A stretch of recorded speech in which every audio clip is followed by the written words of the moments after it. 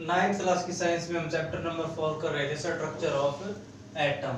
इसमें हमने रदरफोर्ड के एटम मॉडल के बारे में पढ़ा था, थॉमसन के एटॉमिक मॉडल के बारे में पढ़ा था। अब तक जो डिस्कवरी हुई थी उसके अंदर जो एटम है, एटम के अंदर इलेक्ट्रॉन और प्रोटॉन थे। इसके अलावा नेक्स्ट जो सब एटॉमिक पार्टिकल था जिसकी डिस्कवरी हुई थी 1932 में, वो था हमारे पास neutron.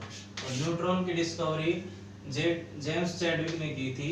Discovered another subatomic particle which has no charge and mass nearly equal to the proton। ये ऐसा सबएटॉमिक पार्टिकल था जिसके पास कोई चार्ज नहीं था and mass nearly equal to the proton, और इसका जो मास था वो प्रोटॉन के इक्वल था। Thus the mass of an atom is given by sum of proton and neutron present in the nucleus। इसलिए जो एटम का मास था वो मेजर किया गया sum of number of protons and neutrons. Neutrons और प्रोटॉन्स की संख्या के बेस के ऊपर जो एटम है उसका मास मेजर किया गया।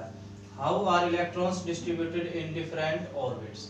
इसके बाद हम देखते हैं जो इलेक्ट्रॉन्स है वो किस टाइप से डिफरेंट ऑर्बिट्स के अंदर डिस्ट्रीब्यूटेड होते हैं।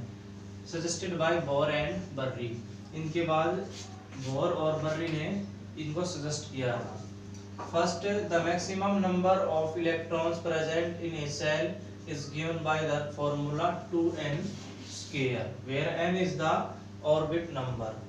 हम फर्स्ट ऑर्बिट के अंदर कितने मैक्सिमम इलेक्ट्रॉन्स रख सकते हैं उसके लिए हमारे पास फॉर्मूला है, that is 2n square। इसमें जो n है ये हमारे पास नंबर ऑफ ऑर्बिट होता है। जैसे फर्स्ट ऑर्बिट के लिए या के सेल के लिए हम नंबर ऑफ इलेक्ट्रॉन्स निकालें तो के सेल के अंदर कितने इलेक्ट्रॉन रख सकते हैं हम 2 इंटू एन की पावर n का स्केयर करेंगे। यहाँ पे n कितना हमारे पास 1 यानी कि फर्स्ट ऑर्बिट है, तो 2 इंटू 1 का स्केयर इज इक्वल टू 2, यानी कि फर्स्ट ऑर्बिट के अंदर हम के सेल के अंदर हम केवल 2 इलेक्ट्रॉन रख सकते हैं। सेकंड एल सेल के लिए अगर निकाले हम तो 2 मल्टीप्लाई 2 का स्केयर इज इक्वल टू 8।